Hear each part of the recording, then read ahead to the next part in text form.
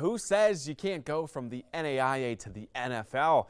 When the Falcons and Patriots line up for the Super Bowl tomorrow on our sister station, Fox 44, a familiar Siouxland face will be on the sidelines coaching Atlanta's tight ends.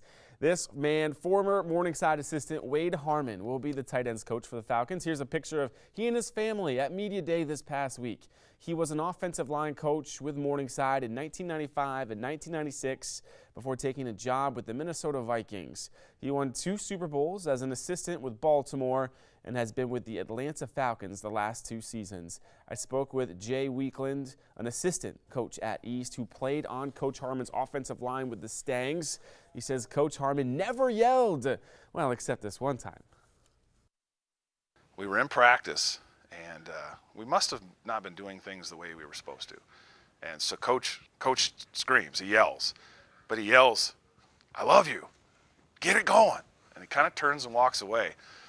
And at dinner that night, Mike is across the field, and he turns to the D lineman and says, "Guys, you better buckle up. When they come over here, we're going to get a tail kick." And we did. We got after the D line that day. But Mike tells the story great. He's like, once I heard him holler, and we've never heard him holler, and when he yelled, "I love you," we knew we were in trouble. So you don't have to yell and scream to be an NFL caliber coach.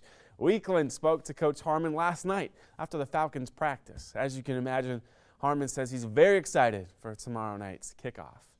Didn't tell us any of the game plan though, right?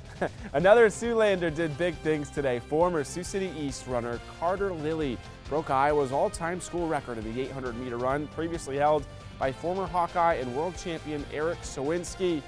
That mark ranks 5th in the nation and 3rd in the Big Ten. The Pit keeps welcoming in these top 5 opponents. Class 2A's number 2 Kemper versus number 5 Heelan. First quarter, Heelan down 15-4. Elijah Hayskamp. He leads the Crusaders in points, rebounds, assists, and of course 3-pointers. Later, Heelan playing D. Jack Beaver with a steal. He carves out the layup, 18-9. Kemper still up. And then later it's Hayskamp. This is why this kid's getting Division I looks. He drives the baseline and scores. But the Knights, they're number 2 in the state behind only Western Christian for a reason. Here's their leading scorer at over 19 per game, big man Matt Dentlinger. Kemper up 27-11, and Heelan falls in this one, 70-55. If you lived in Siouxland, you could have hopped on I-29 South for an hour or so and gone to the Xavier Creighton game. But what your GPS would not tell you about is the crossroads you would find the Blue Jays on when you got there.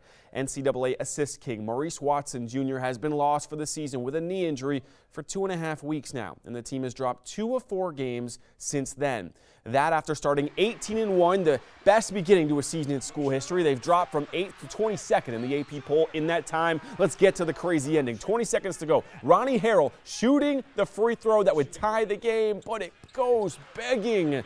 After a Xavier free throw, one more chance for the Jays. Kyrie Thomas drives to the paint as he looks to tie the game, but misses the layup.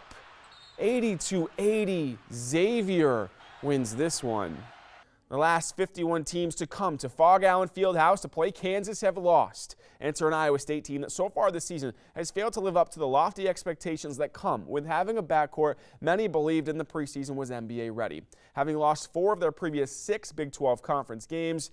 And by the way, the Jayhawks just topped number 2 Baylor and on paper look like a lock to be a 1 seed come tourney time. The Cyclone guards were great today. A school record 18 3-pointers, a combined 79 points from that man, Deontay Burton, Monte Morris, and Nazareth Michu Long. Let's get to this crazy finish. Closing seconds of regulation. We're tied at 82. The Jayhawks, Frank Mason III, misses the game winner. We are headed to overtime.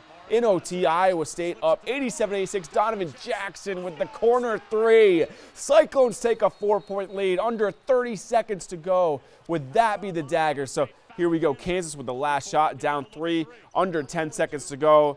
Sviatoslav Mikhailu for the tie. No! The Cyclones snap the 51-game home winning streak for Kansas, 92-89, the final. If you're a Cyclones fan, you've got to be pretty excited about this. You know, there's precedent set about teams doing so well in big games in February, doing well in March.